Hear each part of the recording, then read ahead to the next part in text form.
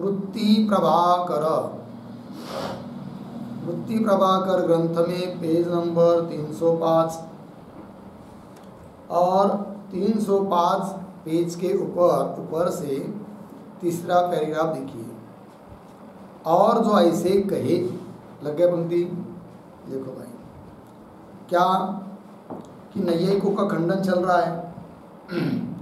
और जो ऐसे कहे, कदाचित नैयायिक ऐसे बोलेंगे क्या, तो रजतानुभवजन्य रजत गोचर संस्कार सहित नेत्र संयोगते रजत भ्रम है। शुक्ति के ऊपर रजत का जो भ्रम होता है वो कैसे होता है? जैसे वेदांती लोग मानते वैसे नैयायिक मानते नहीं है। उन्होंने तो ज्ञान लक्षणा सन्निकर्ष के द्वारा क्या अन्य जगह का रजतत्व धर्म शुक्ति में प्रतीत होता है ये कहने का प्रयास किया, किंतु उनका खंडन कर दिया। अब कदाचित पुनः ऐसा कहेगा नैयायिक, क्या कहेगा, तो रजत अनुभवजन्य, पहले कई तो रजत का क्या होता है, अनुभव, फिर अनुभव से उत्पन्न होते कौन, संस्कार, बराबर। तो रजत गोचर, रजत को विषय करने वाले कौन, संस्कार। और ऐसे संस्कार सहित नेत्र संयोग होता है किसके साथ, शुक्ति के साथ, है कि नहीं? किंतु संस्कार किसके हैं, रजत के, जो कि रजत के अनुभव से उत्पन्न हुए हैं। फिर वो संस्कार सहित नेत्र का जो संयोग होता है उन दो कारणों से उत्पन्न होता है क्या, रजत भ्रम। पहले ऊपर जो कहा था उसने क्या कि शुक्ति के साथ नेत्र का संबंध, बराबर, नेत्र, उसके बाद संस्कार का उद्बोध, उसके बाद स्मृति, फिर उसके बाद भ्रम। किंतु खंडन कर दिया इस प्रकार के बीच में स्मृति का, रजत की मुझे स्मृति हुई, ऐसा अनुभव किसी को होता नहीं है। तो उसने क्या किया, अब वो स्मृति भाग को काट दिया, केवल अनुभवजन्य क्या है, संस्कार, और संस्कार है और नेत्र का संयोग हुआ, दो शुक्त नेत्र का निशुक्ति के साथ सन्निकर्ष हुआ।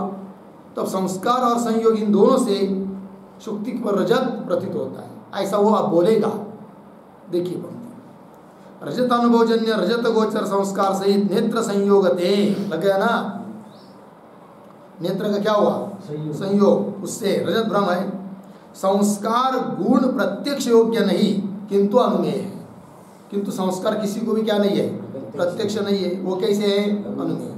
कैसे, मुझे स्मृति हो गई, स्मृति हो गई इसका मतलब जरूर मेरे अंतःकरण में थे क्या, संस्कार। इस प्रकार से संस्कार गुण प्रत्यक्ष योग्य नहीं किंतु अनुमेय है, याते उक्त दोष नहीं। तथापि ताकू यह पूछे, सिद्धांति बोल रहे हो, नैयायिकों को ऐसा पूछेंगे क्या, उद्बुद्ध संस्कार भ्रम के जनक हैं अथवा उद्बुद्ध और अनुद्बुद्ध दोनों संस्कार भ्रम के जनक है? बोलो, संस्कार जनक है, उत्पन्न करते भ्रम को, किंतु भ्रम को उत्पन्न करने वाले संस्कार, रजत के अनुभव से जन्य संस्कार, वो उद्बुद्ध चाहिए या अनुद्बुद्ध? वही उद्बुद्ध संस्कार भ्रम के जनक है अथवा उद्बुद्ध और अनुद्बुद्ध, कभी उद्बुद्ध कभी अनुद्बुद्ध, ऐसा है क्या? दोनों संस्कार भ्रम के जनक है। जो दोनों को जनकता कहे तो संभव है नहीं, उद्बुद्ध संस्कार भी है अनुद्बुद्ध संस्कार भी है कारण भ्रम के लिए, ऐसा कहेगा तो संभव नहीं। क्यों कहे थे, अनुद्बुद्ध संस्कारन से स्मृत्यादि ज्ञान कभी भी होवे नहीं, है कि नहीं? जब भी स्मृति होती है तो जरूर उस समय होने पड़ते हैं क्या, संस्कार जागृत होने पड़ते, उद्बुद्ध होने पड़ते। अनुद्बुद्ध संस्कार से स्मृति होती नहीं, अनुद्बुद्ध संस्कारन से स्मृत्यादि ज्ञान कभी भी होवे नहीं। जो यदि अनुद्बुद्ध संस्कार से भी स्मृति होवे तो, है कि नहीं, ऐसा मानेंगे कि नहीं नहीं अनुद्बुद्ध संस्कार से भी होती है क्या स्मृति, तो क्या होगा फिर, अनुद्बुद्ध संस्कार से सदा स्मृति हुई चाहिए, क्योंकि अनुद्बुद्ध संस्कार तो हमेशा पड़े हुए हैं, कहा अंतःकरण में, तो हमेशा क्या होनी चाहिए, स्मृति होती है क्या, नहीं। अर्थात अनुद्बुद्ध संस्कार से स्मृति नहीं होती है, होगी तो उद्बुद्ध संस्कार से। या ते उद्बुद्ध संस्कार से स्मृति होवे है। लग गए ना, ये हुआ। तैसे ब्रह्म ज्ञान भी उद्बुद्ध संस्कार से ही संभव है। उसी प्रकार ब्रह्म ज्ञान उत्पन्न होगा तो वह भी उद्बुद्ध संस्कार से ही होगा, अनुद्बुद्ध संस्कार से नहीं।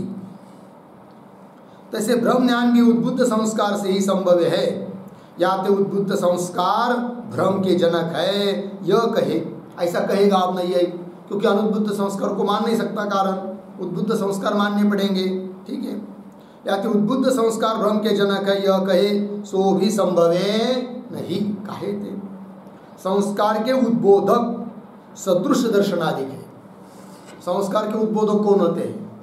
सदृश दर्शन, सादृश्य ज्ञान किंवा संबंधिका ज्ञान किंवा चिंतन, इन तीन चीजों से उत्पन्न होते हैं। कौन? संस्कार उद्बुद्ध होते हैं, जागृत होते हैं। सदृश ज्ञान, उसके जैसा यह कोई सादृश्य दिखाई दिया तो उससे भी संस्कार क्या होते हैं? जागृत होते हैं। कि वह संबंध के ज्ञान से पिता को देखकर पुत्र की स्मृति, पुत्रों को देखकर पिता की संस्कार जागे होकर स्मृति होती है संबंधी के ज्ञान से। कभी कभी चिंतन से ध्यान करेंगे, चिंतन करेंगे, नहीं ऐसा मैंने याद किया था, इसके आगे क्या है क्या है क्या है, याद आ जाता है, संस्कार जागृत होते हैं। कहे थे संस्कार के उद्बोधक सदृश दर्शनादिक है। याते शुक्ति से नेत्र के संयोग थे, शुक्ति के साथ सबसे पहले नेत्र का संयोग, उसके बाद चाकचिक्य विशिष्ट शुक्ति का ज्ञान हुए, मतलब सादृश्य ज्ञान, चाकचिक्य विशिष्ट शुक्ति का ज्ञान हुए पाछे, उसके बाद रजत गोचर संस्कार का उद्बोध हो गए। रजत को विषय करने वाले संस्कार क्या होंगे? जागृत होंगे। आगे नेत्र शुक्ति के संयोग काल में रजत गोचर संस्कार का उद्बोध संभवे नहीं। जिस काल में शुक्ति के साथ नेत्र का संयोग हो रहा है उसी काल में संस्कार उद्बुद्ध हो जाते हैं, ऐसा ही नहीं कहेगा तो हो नहीं सकता है, क्योंकि संस्कार का उद्बोधक वहां पर कोई है ही नहीं है। तो रजत गोचर संस्कार का उद्बोध संभव है नहीं। याते यह मानना होगा क्या? प्रथम क्षण में नेत्र संयोग, शुक्ति के साथ सबसे पहले नेत्र का संयोग, उसके बाद चाकचक्य विशिष्ट शुक्ति का ज्ञान, उसके बाद संस्कार का उद्बोध। ऐसा प्रथम क्षण में नेत्र संयोग, द्वितीय क्षण में चाकचक्य धर्म विशिष्ट शुक्ति का ज्ञान, तीसरे उत्तर क्षण में संस्कार का उद्बोध, तीसरे उत्तर क्षण में रजत भ्रम संभव है।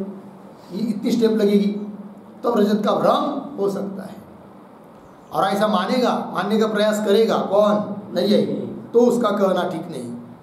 कैसे आगे दे रहे? इस रीति से नेत्र संयोग के चतुर्थ क्षण में ब्रह्म ज्ञान की उत्पत्ति सिद्ध हुई, नहीं प्रक्रिया माननी पड़ेगी, तो ऐसी माननी पड़ेगी। तब क्या होगा?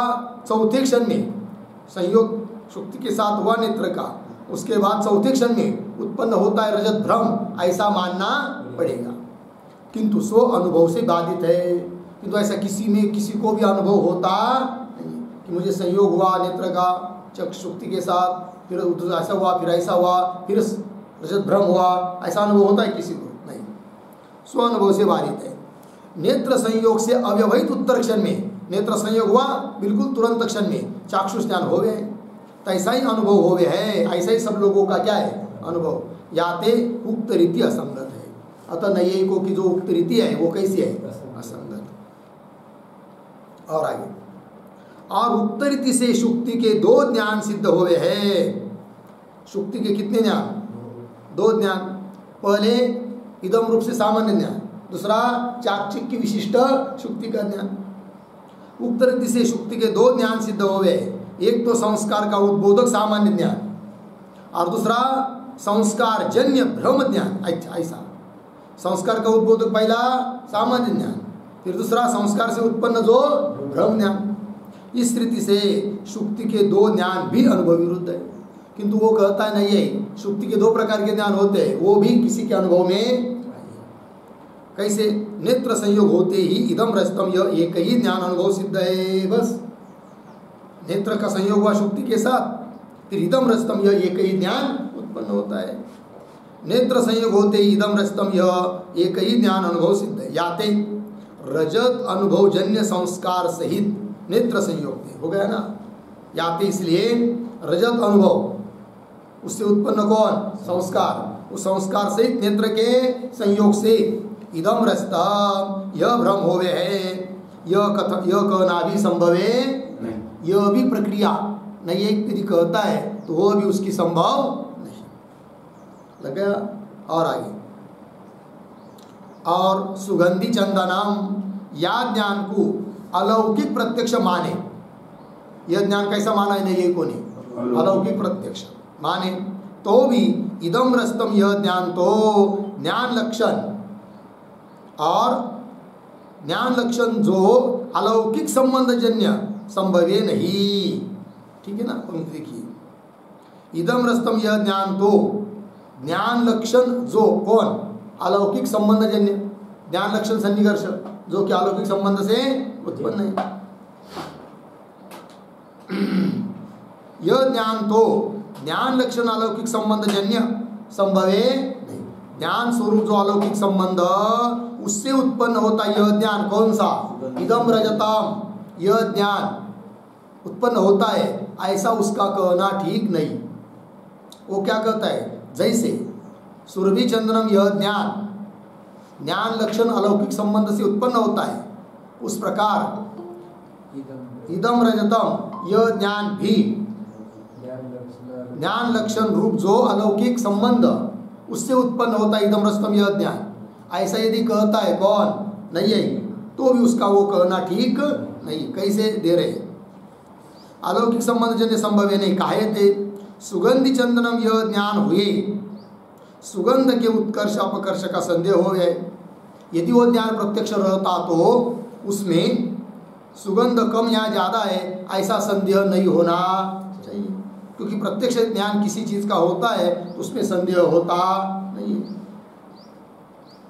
सुगंधि चंदनम, यह ज्ञान हुए, सुगंध के उत्कर्ष अपकर्ष का संदेह हो गया, लग गया। याते सुगंध के उत्कर्ष अपकर्ष का निश्चय रूप प्रागट्य अलौकिक जानते होवे नहीं, यह मानना चाहिए। तब तो यह कहना पड़ेगा कि सुगंधि चंदनम, यह ज्ञान तो अलौकिक संबंध से उत्पन्न होता है, ठीक है, किंतु अलौकिक संबंध जहाँ भी अलौकिक संबंध से जहाँ भी ज्ञान होता है वहाँ पर उत्कर्ष अपकर्ष का निश्चय रूप प्रागट्य होता नहीं, ये मानना पड़ेगा। या तो सुगंध के उत्कर्ष अपकर्ष का निश्चय रूप प्रागट्य अलौकिक ज्ञानते होवे नहीं, यह मानना चाहिए। लगे इतना? जो अलौकिक ज्ञानते भी विषय का प्रागट्य होवे तो अलौकिक ज्ञान से भी विषय का प्रागट्य होता है ऐसा मानेगा तो सुगंध के बारे में संदेह नहीं होना चाहिए कि इसमें सुगंध कम है या ज़्यादा है। जो अलौकिक ज्ञानते भी विषय का प्रागट्य होवे तो सुगंध के अपकर्षादिकन का संदेह संभवे। और इदम रस्तम या भ्रमते तो सत्य रजत में इदम रस्तम या प्रमाते रजत की प्रकटता सम होवे, बराबर।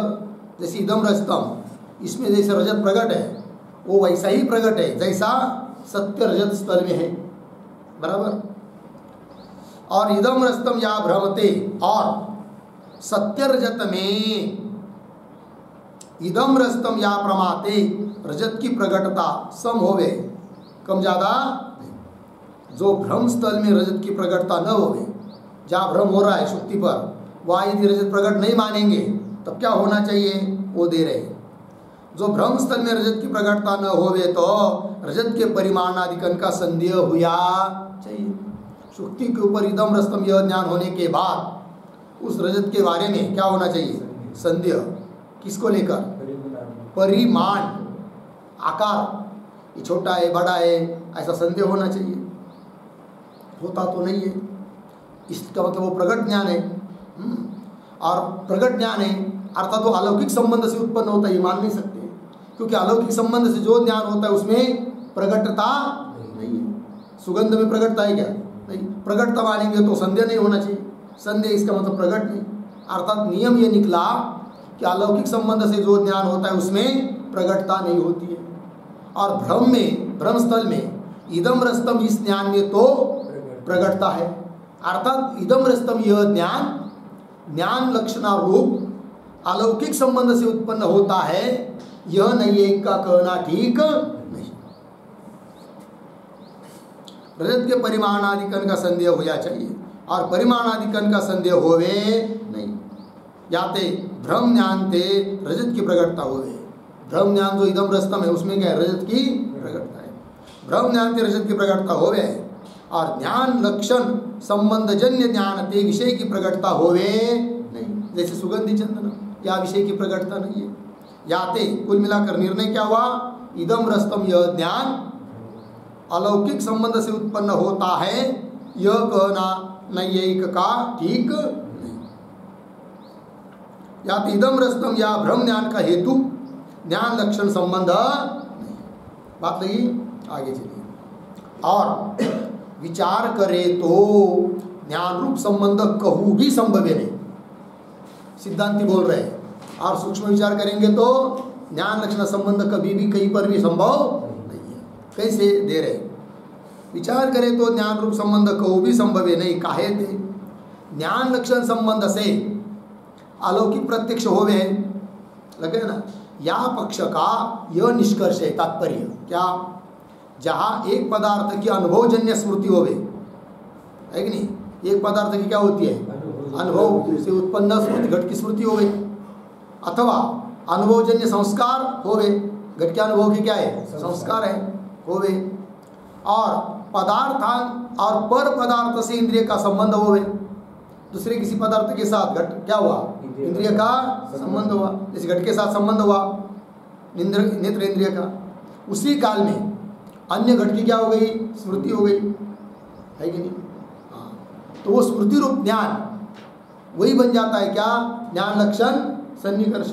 वही देखिए, अथवा अनुभवजन्य संस्कार होवे और पर पदार्थ से इंद्रिय का संबंध होवे, तहा इंद्रिय संबंधी में, इंद्रिय संबंधी कौन, घट, उसमें स्मृति गोचर पदार्थ की, स्मृति का विषयभूत पदार्थ कौन, घट पदार्थ की, अथवा संस्कार गोचर पदार्थ की प्रतीति हो गए सामने वाले पदार्थ में।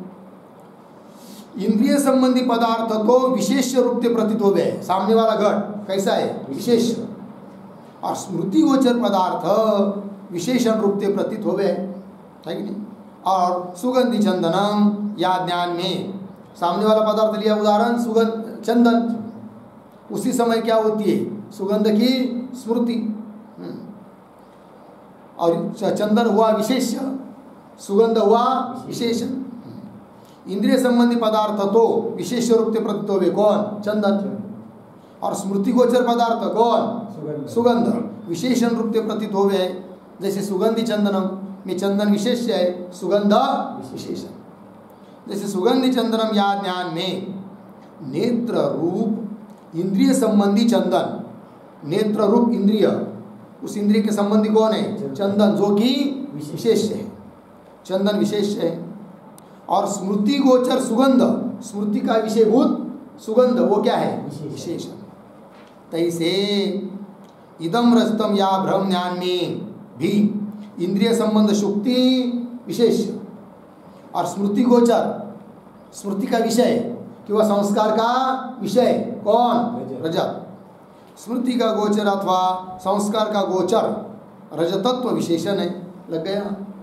विशेषण विशेष दोनों का ज्ञान प्रत्यक्ष है, बराबर है। नैयायिक मत के अनुसार विशेष जो शुक्ति इदम वो भी प्रत्यक्ष है, और रजत का भी क्या है, प्रत्यक्ष, अलौकिक संबंध से। उसके यहाँ विशेषण विशेष दोनों का ज्ञान प्रत्यक्ष है।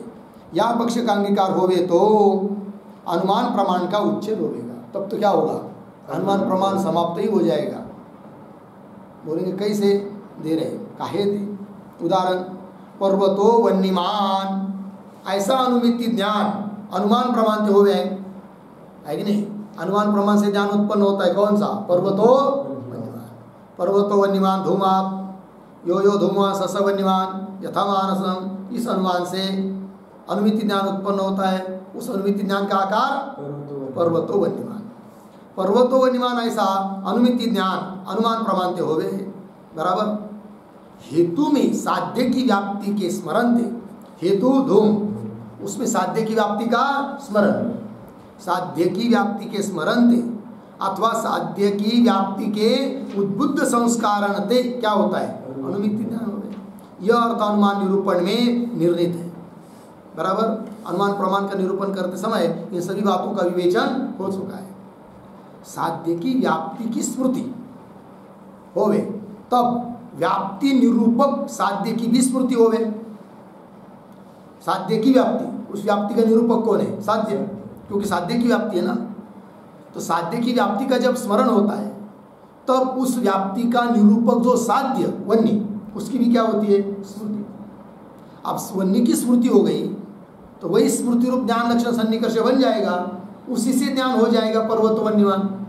फिर अनुमान का उच्छेद, अनुमान समाप्त हो जाएगा। वही साध्य की व्याप्ति की स्मृति होवे तब व्याप्ति निरूपक साध्य की भी स्मृति होवे, लग गया। याते पर्वत में नेत्र का संयोग, पर्वत से नेत्र का क्या है, संयोग, और वन्य की स्मृति से, पर्वत के साथ नेत्र का संयोग हुआ, वन्य की स्मृति हुई, उन दोनों से ही पर्वतो वन्यमान यह ज्ञान उत्पन्न हो जाएगा। तो पर्वतो वन्यमान इस अनुमिति ज्ञान को उत्पन्न करने वाला जो अनुमान, उसकी जरूरत ही नहीं पड़ेगी, अर्थात अनुमान प्रमाण का उच्छेद, समाप्ति। और वन्य की स्मृति से पर्वतो वन्यमान ऐसा प्रत्यक्ष ज्ञान का संभव होते या होने दे पक्ष में साध्य निश्चय रूप अनुमिति ज्ञान का जनक, पर्वत पक्ष में, पर्वत में साध्य का निश्चय रूप जो अनुमिति, उस अनुमिति ज्ञान का जनक कौन, अनुमान प्रमाण का अंगीकार निष्फल है, क्योंकि ज्ञान लक्षण सन्निकर्ष से ही पर्वतो वन्यमान यह ज्ञान हो जाएगा, अनुमिति ज्ञान। उसके लिए अनुमान की जरूरत नहीं, ये हो जाएगा। फिर अनुमान प्रमाण का अंगीकार निष्फल है, लग गया। और गौतम, कणाद, कपिल आदि सर्वज्ञ कृत है कि नहीं, गौतम ऋषि न्याय शास्त्र के कर्ता, कणाद मुनि वैशेषिक शास्त्र के कर्ता, कपिल मुनि सांख्य शास्त्र के कर्ता, सर्वज्ञ मुनि ये लोग, कपिल आदि सर्वज्ञ कृत सूत्रन में अनुमान प्रमाण प्रत्यक्ष से भिन्न कया है। जो अनुमान प्रमाण निष्प्रयोजन होता तो सूत्र में नहीं कहते। यदि अनुमान प्रमाण निष्प्रयोजन होता तो सूत्र में उसका उल्लेख नहीं किया होता, जबकि सूत्र में अनुमान प्रमाण का उल्लेख है, अतः वो अनुमान प्रमाण व्यर्थ नहीं है। निष्प्रयोजन होता तो सूत्र में नहीं कहते। या तो अनुमान का प्रयोजन साधक ज्ञान रूप संबंध जन्य अलौकिक प्रत्यक्ष अधिक है कि नहीं। इसलिए अनुमान का प्रयोजन साधक, अनुमान प्रमाण का प्रयोजन क्या है, अनुमिति ज्ञान होना। उसको सिद्ध करने वाला जो नैयायिक मत के अनुसार ज्ञान रूप संबंध, उससे जन्य अलौकिक प्रत्यक्ष, वो सब क्या है, अलिक, तुच्छ, वंद्यापुत्र की तरह है नहीं। और जो अन्यथा ख्यातिवादी ऐसे कहे, कौन, नहीं ऐसा कहेगा। क्या कहेगा, प्रत्यक्ष ज्ञान की विषयता से अनुमिति ज्ञान की विषयता विलक्षण है। प्रत्यक्ष ज्ञान की विषयता अलग चीज, अनुमिति ज्ञान की विषयता अलग चीज। प्रत्यक्ष ज्ञान की विषयता से अनुमिति ज्ञान की विषयता विलक्षण है, लग गया। इसी वास्ते प्रत्यक्ष के विषय में परिमाणादिकन का संदेह नहीं हो गए। दोनों की विषयता अलग है, कैसे हम समझे, इसलिए समझते हैं कि प्रत्यक्ष ज्ञान की जो विषयता, उसके बारे में परिमाणादिकन का संदेह होता नहीं है, और अनुमिति ज्ञान की जो विषयता, उसके बारे में संदेह होता है। इसी वास्ते प्रत्यक्ष के विषय में परिमाणादिकन का संदेह नहीं होवे, और अनुमिति के विषय में, वन्यादि के विषय में परिमाणादिकन का संदेह होवे। इस रीति से परोक्षता अपरोक्षता रूप विषयता का भेद अनुमिति ज्ञान और प्रत्यक्ष ज्ञान के भेद से होवे, है कि नहीं। एक ज्ञान परोक्ष है, एक अपरोक्ष है। प्रत्यक्ष का ज्ञान अपरोक्ष, प्रत्यक्ष ज्ञान, और अनुमिति ज्ञान परोक्ष। इस रीति से परोक्षता अपरोक्षता रूप विषयता का भेद, यानी विषय भिन्न भिन्न है, एक का विषय परोक्ष, एक का विषय अपरोक्ष। उसके कारण अनुमिति ज्ञान और प्रत्यक्ष ज्ञान के भेद अनुमिति ज्ञान प्रत्यक्ष ज्ञान के भेद से हुए, अर्थात अनुमिति ज्ञान और प्रत्यक्ष ज्ञान भिन्न भिन्न है, इसीलिए तो उनके विषय में भी क्या आता है, भेद। विषय में भेद इसलिए आता है परोक्ष अपरोक्ष रूप कि उसका जनक ज्ञान भिन्न भिन्न है। अर्थात प्रत्यक्ष ज्ञान अलग है, अनुमिति ज्ञान अलग है। अनुमिति ज्ञान और प्रत्यक्ष ज्ञान के भेद से हो गए। या ते परोक्षता रूप विषयता का, मिल गया ना, परोक्षता रूप विषयता का संपादक प्रत्यक्ष ज्ञान नहीं। फिर परोक्षता रूप विषयता का संपादक कौन है? अनुमिति ज्ञान, वही दिया आगे। किंतु अनुमिति ज्ञान है, ताका हेतु अनुमान प्रमाण है, ऐसा कहेगा कौन? नहीं है। अर्थात अनुमान प्रमाण व्यर्थ नहीं, निष्प्रयोजन नहीं, यह कथन भी संभव ही नहीं। तो ऐसा नहीं है कहेगा तो वह भी उसका कहना ठीक नहीं। काहे थे? लौकिक प्रत्यक्ष की विषयता तो अनुमिति से विलक्षण है। लौकिक प्रत्यक्ष की विषयता अनुमिति से क्या है? विलक्षण। किंतु अलौकिक ज्ञान की, अलौकिक प्रत्यक्ष की जो विषयता है वो भिन्न नहीं होगी। किससे? अनुमिति से। ये कह रहे हैं। काहे थे? लौकिक प्रत्यक्ष की विषयता तो अनुमिति से विलक्षण है, परंतु सुगंधि चंदनम इत्यादि ज्ञान सुगंधादिक अंश में अलौकिक है। बराबर है कि नहीं? सुगंध अंश में क्या माना है उन्होंने? अलौकिक प्रत्यक्ष माना है। अलौकिक प्रत्यक्ष कहे है, तहा सुगंध का ज्ञान अनुमिति के समान है। जैसे अनुमिति के ज्ञान में है कि अनुमिति ज्ञान का जो विषय वहाँ पर परिमाण का क्या होता है? संदेह। उस प्रकार यहाँ पर भी अलौकिक संबंध से उत्पन्न ज्ञान जो सुगंध का ज्ञान, उसके बारे में भी क्या होता है? संदेह, परिमाण का संदेह। तो सुगंध का ज्ञान अनुमिति के समान है। जैसे अनुमिति ज्ञान के विषय में, बराबर, अनुमिति ज्ञान का जो विषय उसमें उत्कर्षादिक अनिर्णित होवे है। उत्कर्ष मतलब परिमाण इतना है इतना है, इसका कोई निर्णय नहीं। तो इसे सुगंध के उत्कर्षादिक भी अनिर्णित है। याते अलौकिक प्रत्यक्ष की विषयता का अनुमिति की विषयता से भेद नहीं, भिन्न नहीं होगा। फिर और भ्रमरूप अलौकिक प्रत्यक्ष की विषयता रजताधिकन्य है। भ्रमरूप अलौकिक प्रत्यक्ष की विषयता किसमें है?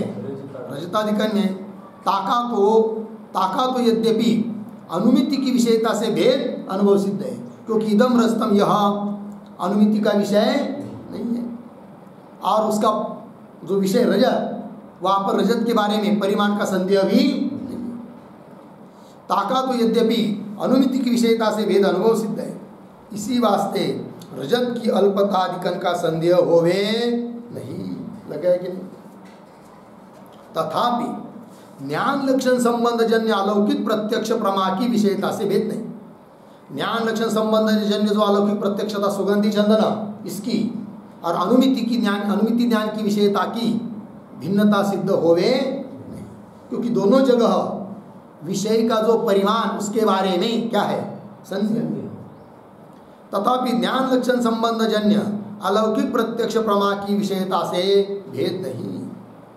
जैसे अनुमिति के विषय में अप्रागट्य विषय का, तैसे अलौकिक प्रत्यक्ष प्रमा के विषय अलौकिक प्रत्यक्ष प्रमा के विषय गंध में भी क्या है? अप्रागट्य। याते ज्ञान लक्षणा संबंध से पर्वत में वन्नी का अलौकिक प्रकाश से प्रकाश संभव है। इसलिए ज्ञान लक्षण संबंध से पर्वत में वन्नी का अलौकिक प्रत्यक्ष हो सकता है, और यदि हो सकता है तो फिर जरूरत नहीं पड़ेगी किसकी? अनुमान प्रमाण की। व्यर्थ हो जाएगा अनुमान प्रमाण। याते ज्ञान लक्षण संबंध से पर्वत में वन्नी का अलौकिक प्रत्यक्ष से प्रकाश संभव है। अनुमिति ज्ञान वास्ते अनुमान प्रमाण व्यर्थ होवेगा। अनुमिति के लिए अनुमान प्रमाण की जरूरत नहीं। अनुमिति ज्ञान वास्ते अनुमान प्रमाण व्यर्थ होवेगा। लग गया? परंतु अनुमान प्रमाण सर्वज्ञ वचन सिद्ध है। सर्वज्ञ मुनि जो गौतम, कनाद, कपिल उन्होंने बताया, उसको व्यर्थ कह नहीं सकते। या तो अनुमान की व्यर्थता संपादक अलौकिक प्रत्यक्ष प्रसिद्ध है, इसलिए अनुमान प्रमाण व्यर्थ नहीं है, उसको व्यर्थ कराने वाला जो नैयिकों का अलौकिक प्रत्यक्ष वो है अप्रसिद्ध है, तुच्छ है, अलिक है। लगे पंक्ति? और जो यह कहा, और क्या बोला था नैयिक, जिसका खंडन करना है, पहले उसको स्मरण करा रहे हैं। देखो भाई, और जो यह कहा क्या विलक्षण विषयता का संपादक अनुमिति ज्ञान है, ताका हेतु अनुमान प्रमाण व्यर्थ नहीं, क्योंकि अनुमिति ज्ञान जो है उसकी विषयता कैसी है, विलक्षण है। तो विलक्षण विषयता का संपादक अनुमिति ज्ञान है, ताका हेतु अनुमान प्रमाण व्यर्थ नहीं। यह कथन भी असंगत है। काहे जहाँ अनुमान प्रमाण से अनुमिति होवे बराबर, कहीं पर भी अनुमान प्रमाण से अनुमिति ज्ञान उत्पन्न होता है, तहाँ सारे सभी जगह अलौकिक प्रत्यक्ष की सामग्री है। जहाँ जहाँ अनुमिति की सामग्री है वहाँ वहाँ सभी जगह अलौकिक प्रत्यक्ष की क्या है, सामग्री है। फिर कौन सा ज्ञान उत्पन्न होगा, तो प्रत्यक्ष ही उत्पन्न होगा, क्योंकि प्रत्यक्ष की सामग्री कैसी होती है, प्रबल। तब क्या होगा, अनुमान प्रमाण व्यर्थ। सारे अलौकिक प्रत्यक्ष की सामग्री है। जैसे पर्वत में वन्नी की अनुमिति से पूर्व, पर्वत में वन्नी की अनुमिति ज्ञान होने के पहले धूम दर्शन है कि नहीं, व्याप्ति ज्ञान, बार बार धूम वन्नी का साहचर्य, व्याप्ति का अनुभव, फिर है कि नहीं वही व्याप्ति ज्ञान, धूम दर्शन व्याप्ति ज्ञान तो अनुमिति की सामग्री है। और पर्वत में नेत्र का, पर्वत से नेत्र का संबंध और वन्नी की स्मृति, यह अलौकिक प्रत्यक्ष की सामग्री है। तो दोनों सामग्री उपस्थित है। वन्नी में वन्नी के अनुमिति ज्ञान की सामग्री है और वन्नी के अलौकिक प्रत्यक्ष की सामग्री है। तो दोनों ज्ञानों की दो सामग्री होते रहने पर पर्वत में वन्नी का प्रत्यक्ष रूप ही ज्ञान होवेगा, क्योंकि प्रत्यक्ष की सामग्री क्या होती है, प्रबल। तब अनुमिति की सामग्री और अनुमिति अनुमान क्या हो जाएंगे, व्यर्थ। प्रत्यक्ष रूप ही ज्ञान होवेगा, अनुमिति ज्ञान होवे नहीं, याते अनुमान प्रमाण व्यर्थ ही होवे। जो अलौकिक है कि संबंध प्रत्यक्ष ज्ञान का कारण मानेंगे, अलौकिक प्रत्यक्ष मानेंगे, तो होगा क्या, अनुमान प्रमाण व्यर्थ। अतः अलौकिक संबंध वगैरह कुछ नहीं, खंडन कर दिया नैयायिकों का। कायते यह न्याय शास्त्र का निर्णित अर्थ है क्या, जहाँ एक गोचर अनुमिति सामग्री का और अपर गोचर प्रत्यक्ष सामग्री का समावेश होवे, बराबर है कि नहीं। अनुमिति की सामग्री का विषय अलग है और प्रत्यक्ष की सामग्री का विषय अलग है, दोनों का विषय अलग है और दोनों की सामग्री उपलब्ध है, एक ही उपलब्ध है, एक ही स्थल पर। तो ऐसी स्थिति में क्या होगा फिर, तो निर्णित अर्थ क्या है नैयायिकों का, वो दे रहे हैं। जहाँ एक गोचर अनुमिति सामग्री का और अपर गोचर प्रत्यक्ष सामग्री का समावेश हो, एकत्र आवे, ता अनुमिति सामग्री प्रबल है, क्योंकि दोनों के विषय भिन्न भिन्न है। तो जहाँ दोनों के विषय भिन्न भिन्न रहते हैं वहाँ तो अनुमिति की सामग्री प्रबल। जैसे पर्वत से नेत्र संयोग हो, संयोग तो पर्वत के प्रत्यक्ष की सामग्री का, पर्वत के साथ नेत्र का क्या हुआ, संयोग। तो पर्वत के प्रत्यक्ष की सामग्री है नेत्र का संयोग। जैसे पर्वत से नेत्र संयोग तो पर्वत के प्रत्यक्ष की सामग्री का और वन्नी की अनुमिति की सामग्री का है कि वन्नी की अनुमिति की भी वो सामग्री है, पर्वत के साथ नेत्र का संयोग। वन्नी की अनुमिति की सामग्री का समावेश हुआ, वन्नी की अनुमिति होवे, वहाँ पर क्या होता है, वन्नी की अनुमिति, क्योंकि दो ज्ञानों के दो विषय वहाँ पर है। प्रत्यक्ष ज्ञान का विषय पर्वत, अनुमिति ज्ञान का विषय वन्नी, और दोनों की सामग्री है। किंतु वहाँ पर पर्वत का प्रत्यक्ष होता है या अनुमिति ज्ञान होता है, अनुमिति होता है। अनुमिति आदमी कर लेता है, ऐसा कोई नहीं कहता कि मुझे प्रत्यक्ष हुआ नेत्र से फिर मैंने अनुमिति की, सीधा बोलता है पर्वत हो वन्यमान।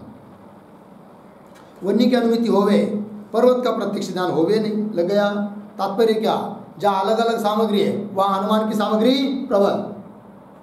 आगे जहाँ धूम से और वन्नी से नेत्र का संयोग होवे, पर्वत पर वन्नी है किंतु नेत्र का संबंध धूम के साथ भी हुआ और वन्नी के साथ भी हुआ, ऐसी स्थिति में वन्नी के ज्ञान की दो सामग्री, वन्नी के साथ नेत्र का संयोग प्रत्यक्ष की सामग्री और धूम का दर्शन व्याप्ति का स्मरण अनुमिति की सामग्री, किंतु दोनों का विषय वन्नी एक है। तो ऐसी स्थिति में कौन सा ज्ञान होगा, तब तो प्रत्यक्ष होगा, वो प्रबल है।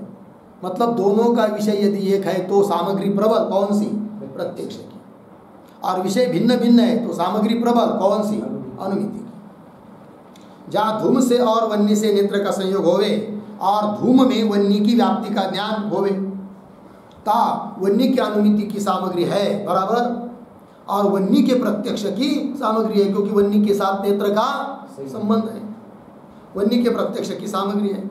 यहाँ पे समान गोचर उभय ज्ञान की सामग्री है। समान गोचर मतलब एक ही विषय को ग्रहण करने वाली दोनों सामग्री विद्यमान है, बराबर। उभय सामग्री उभय, हाँ, यहाँ पे समान गोचर उभय ज्ञान की सामग्री है, तहा प्रत्यक्ष सामग्री प्रबल है। या ते वन्नी का प्रत्यक्ष ही ज्ञान होवे है, वन्नी की अनुमिति होवे है कि क्या? दो सिद्धांत आए सामने, जहाँ विषय भिन्न भिन्न है वहाँ अनुमिति की सामग्री प्रबल, जहाँ दोनों का विषय एक है वहाँ पर प्रत्यक्ष की सामग्री प्रबल। और आगे पुरुष में पुरुषो नवा, ऐसा संदेह हो कि सामने पुरुष है किंतु संदेह हो गया ये पुरुष है या दूसरा कुछ है, ऐसा पुरुषो नवा, ऐसा संदेह हो कि फिर पुरुषत्व व्याप्य करादिमान अयम, ऐसा प्रत्यक्ष हुआ। पुरुषत्व का व्याप्य कौन? करादिमान, हस्तपादादिमान, कि जहाँ जहाँ हस्तपादादि होते वहाँ वह पुरुषत्व रहता है, तो पुरुषत्व व्यापक है और हस्तकरादि क्या है? व्याप्य। ऐसा संदेह हो कि पुरुषत्व व्याप्य करादिमान अयम, ऐसा प्रत्यक्ष रूप परामर्श ज्ञान लगे ना, और पुरुष ते नेत्र का संयोग होवे, ता परामर्श तो पुरुष की अनुमिति की सामग्री है। परामर्श क्या है? पुरुष के अनुमिति की सामग्री है, और पुरुष के नेत्र संयोग पुरुष के प्रत्यक्ष की सामग्री है। पुरुष के साथ नेत्र का संयोग पुरुष के प्रत्यक्ष की सामग्री है। तहा पुरुष का प्रत्यक्ष ज्ञान ही होवे है, पुरुष का अनुमिति होवे नहीं, क्योंकि विषय दोनों का एक है, और एक विषय रहने पर प्रबल सामग्री कौन सी होती है? प्रत्यक्ष की। अतः प्रत्यक्ष होता है, अनुमिति नहीं। या तो एक विषय के दोनों ज्ञानों की सामग्री होवे, विषय एक है सामग्री दो है होवे, तीन में प्रत्यक्ष सामग्री प्रबल। या तो वन्नी की अनुमिति सामग्री होते भी है नहीं, वन्नी की अनुमिति सामग्री होने पर भी अलौकिक संबंध रूप सामग्री ते वन्नी का क्या? प्रत्यक्ष ज्ञान ही होवेगा, क्योंकि दोनों का विषय एक है और प्रत्यक्ष सामग्री क्या होती है? प्रबल। इस रीति से ज्ञान लक्षण अलौकिक संबंध थे, प्रत्यक्ष ज्ञान की उत्पत्ति माने तो अनुमान प्रमाण व्यर्थ हो जाता है, ठीक है ना। इसलिए और अनुमान प्रमाण को तो व्यर्थ मान नहीं सकते, अतः नैयायिकों का जो अलौकिक संबंध रूप सामग्री है वही व्यर्थ है। लग गया? जो नैयायिक ऐसे कहे, अब कदाचित नैयायिक पुनः शंका करेगा, क्या? यद्यपि भिन्न विषय होवे ता प्रत्यक्ष सामग्री से अनुमिति सामग्री प्रबल। भिन्न विषय कैसे? भिन्न भिन्न है, तो आप प्रबल सामग्री कौन? अनुमिति की। और समान विषय होवे ता अनुमिति सामग्री से प्रत्यक्ष सामग्री प्रबल है। तथापि समान विषय होने से भी, विषय तो दोनों का क्या है? एक, तो भी लौकिक प्रत्यक्ष की सामग्री अनुमिति सामग्री से प्रबल है, ऐसा बोलेगा कौन? नहीं है। लौकिक प्रत्यक्ष सामग्री तो प्रबल है, किंतु अलौकिक की सामग्री प्रबल नहीं। और अलौकिक प्रत्यक्ष की सामग्री तो अनुमिति की सामग्री से सारे सभी जगह क्या है? दुर्बल है। याते पर्वत में वन्य की अनुमिति सामग्री से अलौकिक प्रत्यक्ष सामग्री का बाद होने थे, इसलिए पर्वत में वन्य की अनुमिति हो जाएगी, अब उससे बाद हो जाएगा। पर्वत में वन्य के अलौकिक प्रत्यक्ष का क्या होगा? बाद। पर्वत में वन्य की अनुमिति सामग्री से अलौकिक प्रत्यक्ष सामग्री का बाद होने थे अनुमान प्रमाण निष्फल नहीं, यह कहना भी समीचीन नहीं। किंतु ऐसा कहेगा कौन? नहीं है, तो वह भी उसका कहना ठीक काहे थे। जहाँ स्थानु में स्थानुर नवा, ऐसा संदेह होए के सामने कौन है? स्थानु, और संदेह हो गया कौन? स्थानुर नवा। ऐसा संदेह होए के पुरुषत्व व्याप्य करादिमान अयम, ऐसा भ्रम होए के, भ्रम हो गया तो पुरुष एवं अयम, ऐसा भ्रम रूप प्रत्यक्ष हो गए, है कि नहीं? तो भ्रम क्या होता है? अयम पुरुष, ये होता है, ऐसा भ्रम रूप प्रत्यक्ष हो। तहा नैयायिक वचन की रीति से अनुमिति हुई चाहिए, प्रत्यक्ष नहीं हुआ चाहिए। क्यों? काहे थे? उक्त स्थल में जो अभी उदाहरण दिया उसमें स्थानों में पुरुषत्व का प्रत्यक्ष होने से भ्रम प्रत्यक्ष, स्थान में पुरुष का क्या हो रहा है? प्रत्यक्ष। तो भ्रम प्रत्यक्ष है। तो उक्त स्थल में स्थानों में पुरुषत्व का प्रत्यक्ष होने ते भ्रम प्रत्यक्ष है, लग गया। और भ्रम प्रत्यक्ष की तेरे मत में अलौकिक सामग्री है। भ्रम प्रत्यक्ष हुआ, लेकिन वो कैसे हुआ? लौकिक से नहीं, अलौकिक से हुआ। तो भ्रम प्रत्यक्ष की तेरे मत में अलौकिक सामग्री है। यहाँ पे अनुमिति सामग्री से अलौकिक प्रत्यक्ष की सामग्री को दुर्बल माने। अलौकिक प्रत्यक्ष की सामग्री सभी जगह, अनुमिति की सामग्री से दुर्बल माने तो उक्त स्थल में अनुमिति हुई चाहिए, प्रत्यक्ष नहीं होना चाहिए। लगा इतना, अनुमिति हुई चाहिए। और जो उक्त स्थल में पुरुष का भ्रम अनुमिति रूप माने, और पुरुष का भ्रम हो रहा है ना स्थान में, वो अनुमिति रूप है, ऐसा कहेगा तो उत्तर काल में फिर पुरुषम साक्षात करोमि ऐसा अनुव्यवसाय नहीं हुआ चाहिए। नहीं शब्द आ रही है तो उत्तर काल में पुरुषम साक्षात करोमि ऐसा अनुव्यवसाय नहीं हुआ चाहिए। या तो दोनों समान विषयक हो गए है, लग गया।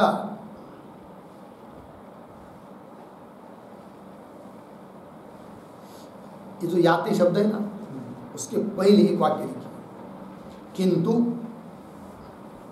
पुरुषम अनुमिनोमि, पुरुषम अनुमिनोमि ऐसा अनुव्यवसाय हुआ चाहिए। ऐसा अनुव्यवसाय हुआ चाहिए, ठीक है।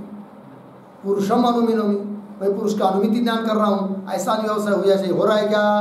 नहीं। या ते दोनों समान विषय होवे तहा लौकिक प्रत्यक्ष सामग्री की न्यायी अलौकिक प्रत्यक्ष सामग्री भी प्रबल है, लग गया। अनुमिति सामग्री दुर्बल है। या ते ज्ञान लक्षण संबंध से प्रत्यक्ष की उत्पत्ति माने तो अनुमिति ज्ञान को बादि के पर्वतादिकन में वन्य आदिकन का प्रत्यक्ष ज्ञान नहीं होगा। पर्वतादिक में वन्य की अनुमिति नहीं होगी, होगा क्या? फिर प्रत्यक्ष ही होगा, तब अनुमान प्रमाण व्यर्थ हो जाएगा। याते अनुमान प्रमाण निष्फल होगा। इस कारण ते जो अनुमान प्रमाण माने ताके मत में स्मृति ज्ञान सहित इंद्रिय संयोग दे, स्मृति ज्ञान और इंद्रिय का संयोग, उनसे संस्कार सहित इंद्रिय संयोग दे व्यवहित वस्तु का प्रत्यक्ष ज्ञान संभवे, अर्थात अलौकिक प्रत्यक्ष संभव।